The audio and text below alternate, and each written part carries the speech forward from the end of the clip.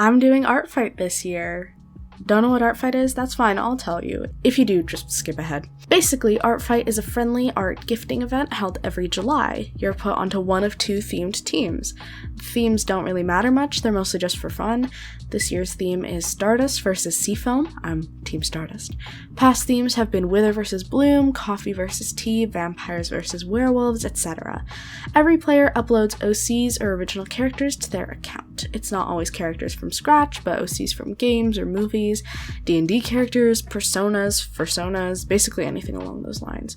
To play, you basically have to attack the opposite team by drawing their OCs and get a certain amount of points based on effort, not skill level. Just like how many characters, the amount of color and shading, how much of the character you see, if it has any animated bits, stuff like that. A majority of people do digital art, but lots of people upload traditional as well. You can also do other forms of art like sculpture or like cosplay, but frankly it's not very common and I'm personally unfamiliar with that side of it. At the end of the month, all the points are tallied and one team wins. You can also attack people from the same team, which is called friendly fire, for like 20% of the points you would get if you would attack someone from the opposite team. You can also do revenge, which is when you get an attack from someone else and draw one of their characters. It's not guaranteed that someone will give you revenge, so you shouldn't like attack someone with the expectation they'll attack you back, but it's really cool if they do. It's all very fun and it feels like a community of artists celebrating creating, and I just love that kind of stuff. And don't worry if you feel like it's too late to participate. You can create an account and start uploading characters at any point in the year, and you can join mid-July, so if you want to check out any of the amazing artists featured in this video, or like if you want to attack any cool YouTubers that are participating, like, I don't know, maybe me, username honeybee with too many E's, link in the description, you can do that. This is my 3rd year of ArtFight, and at the time of recording, week 1 just ended. So here's what I got so far. Daisy Chain 540 made a really beautiful drawing of my character Amber from my Magical Girls video, and I was just so in love with the pose and the lighting that as soon as I saw it, I knew I had to take my revenge. She had a few Madoka Magica OCs, and I love Madoka Magica, so I do Raika O'Hara, an alien girl in human form and also a magical girl. I loved her bright outfit and her hairstyle and her big shoes. I'm also a big sucker for characters like white hair. Literally like half of my characters up on my ArtFight have that kind of like hairstyle. I don't know, it's one of my favorite little character design quirks. Madoka Magica is also like one of my favorite shows of all time. I love the character designs in that show and the whole world. Reika's description says that she gets into shenanigans, was in a hive mind, and loves to invent stuff, which is super fun. She also seems very cute and energetic. I don't know how alien clones would fit into the canon of Madoka Magica, but I guess, like, spoilers, isn't Kyubey an alien? And, like, the bodies of the magical girls are, like, clone shells, so it's not outside the realm of possibility. Also, it's just a fun idea, it's fun.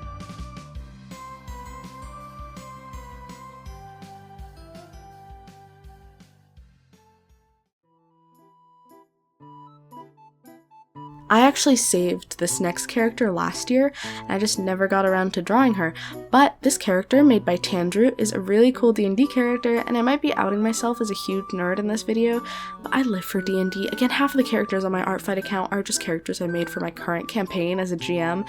Anyway, this character's name is Dollia. Her description says, Dollia is the unwilling host of a weakened archfey who struggled to survive and took a host for safety and protection, Dollia gaining warlock powers in the process.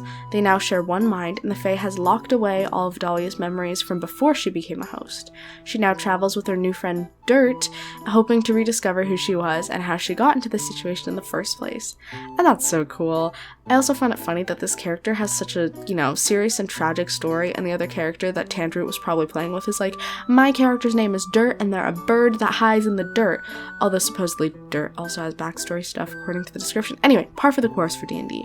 I love drawing the lighting on this character. I also loved her really sharp facial features, if that makes any sense. Also, ArtFight kept making me compress the file of this drawing more and more to upload it because it was too big, which was annoying. So if the final images of any of these drawings look pixely, blame the site's limitations, not me.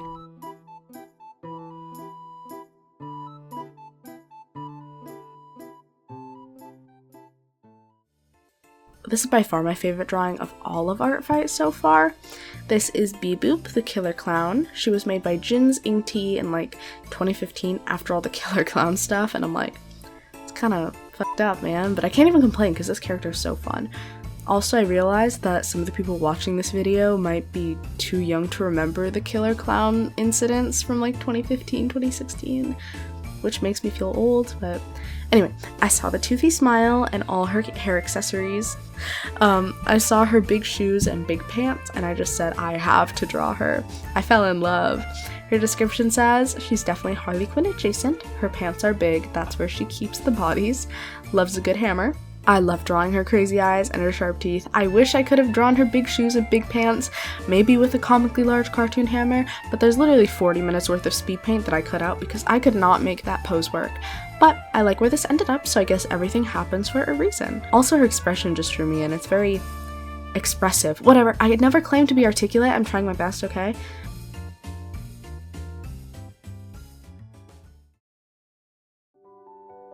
This one is Sunsword Wizard by 404ama, or 404ama, but the former is shorter, so who cares.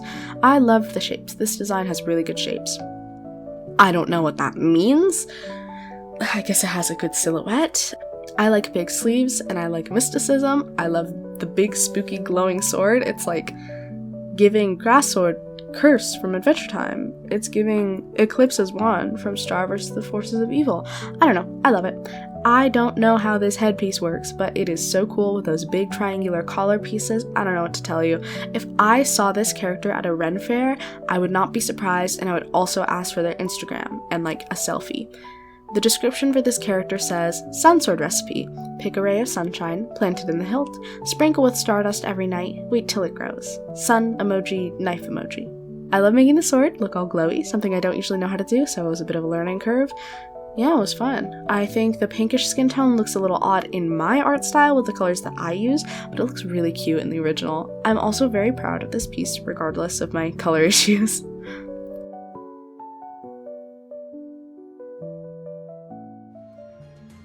This next one was double homicide. 2 characters at once. That's not an art fight term, but it should be. Make that happen. Make that a thing. Anyway, the character on top is Marshall Dunn by Cyrenetica. His description reads, when a man feels like he has nothing to lose, he makes a deal with a god, starting and leading a cult in its honor. When that isn't enough, Marshall finds a vessel for such a deity. Spooky. And when the description says vessel, it leads to a page of the other character in this drawing, Aiden Faust. Aidan. Adon. I'm gonna say Aiden. His description says, initially an apathetic and self-sufficient individual, Aiden feels his strongest suit is being independent. Keeping that as his strongest form of confidence, when that solitude is taken away, he finds himself at a loss. Not everyone responds to being God's vessel that well. And I think this idea is so cool. So I was like, oh, Marshall blindsided Aiden. Maybe he should cover his eyes. And I both drew them in their fun little cult costumes. It was very fun. I also tried to do the pose that Aiden is doing in his character sheet thingy, but for some reason I couldn't. It's not like it's a difficult pose, but I just kept making the arms too short and I just gave up and I cropped it out. But yeah, I thought this whole dynamic was super interesting. Also, I like how Aiden's hair and eyes turn white from the stress of his like possession / powers / godliness. I also just like the cult outfits, it's super fun.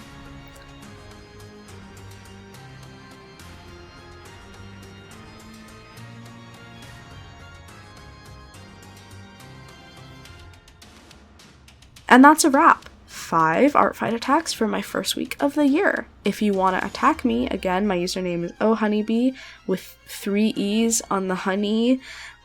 Link in the description in case you don't want to spell all that out. That's all for today. Goodbye and good night.